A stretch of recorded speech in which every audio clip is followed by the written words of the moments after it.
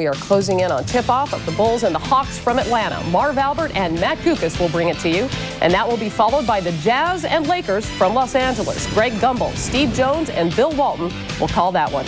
The NBA playoffs on NBC continue after these messages from your local station.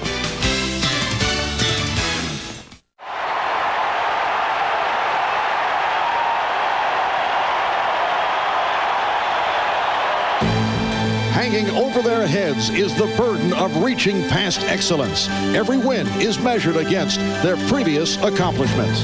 We're not doing the things that made us a great team last season, and we're just not playing hard enough to win. What the public and what the media is expecting, or what they've seen in the past, is us blowing out teams and us dominating teams. It's not happening right now. After struggling in the opener, the Bulls lost Game 2. Along with battling the Hawks, do the Bulls struggle with lofty expectations or complacency? Even worse, do the Bulls struggle with each other? We got to have a bigger effort. We got to have a bigger effort from Dennis. We got to avoid the technical fouls that Dennis is getting, and he got to play. He just got to play the game and stop looking for the fans to give him the uplift and just play. Dennis hasn't really given us the effort that he's given us throughout the course of the season. I think that's obvious. You know, when I'm doing all the rebounding, he's not. I think that if he's not going to lead us in rebound, then don't lead us in technical foul.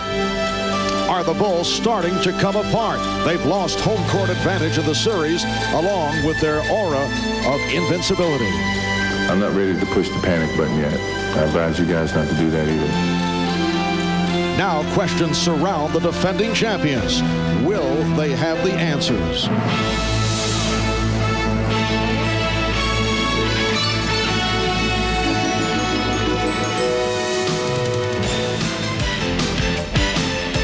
This is the NBA on NBC. The 1997 NBA playoffs. Today, it's the Chicago Bulls versus the Atlanta Hawks. What time is it? Game time. Go.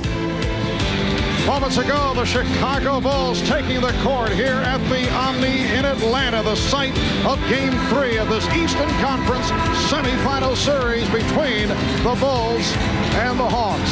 Hi, everybody. I'm Marv Albert along with Matt Kukas. And, Matt, these are unusual times for the Chicago Bulls. Unusual because for the first time in 2 years, there is a degree of concern. Yes, Michael Jordan and Scottie Pippen have been doing the job, but they are not getting much help from others. Well, they are holding up their end of the bargain, but you get the feeling that Michael and Scottie are crying out for some help. Michael Jordan getting his points, but working overtime, chasing Mookie Blaylock and making up for Dennis Rodman's inability to rebound. Scottie Pippen did hit the winning 3 in Game 1, and his perimeter shooting has been on target, but that's hard to rely on. But the glaring weakness for Chicago is inside. Dennis Rodman's bad knee affecting his rebounding, and the technical fouls just ridiculous. And no help from Luke Longley in Game 2, early foul trouble, and no presence in the middle. And Chicago's bench has been very, very quiet, with the exception of Tony Kukoc. Meanwhile, the Atlanta Hawks are feeling very good about themselves, feeling particularly good about the inside-outside combination of Dikembe Mutombo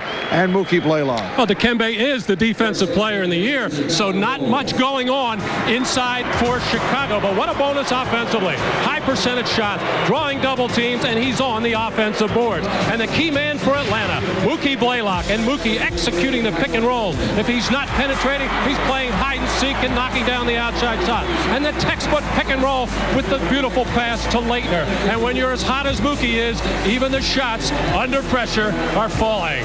And as long as Dikembe Mutombo and Mookie Blaylock are playing well, Atlanta is a serious threat to win this series. All right, Matt, for more on Chicago and Atlanta, let's check in with Ahmad Rashad. All right, thanks, Marv. The key to playoff basketball in the NBA is making game-to-game adjustments, and the Bulls have made a big one. Michael Jordan, who was worn down by Mookie Blaylock, will not guard Mookie today. Instead, he will guard Tyrone Corbin. Now, I asked Michael about all the finger-pointing mainly aimed at Dennis Rodman. He said Dennis Rodman did deserve that finger-pointing, but he was not the only one.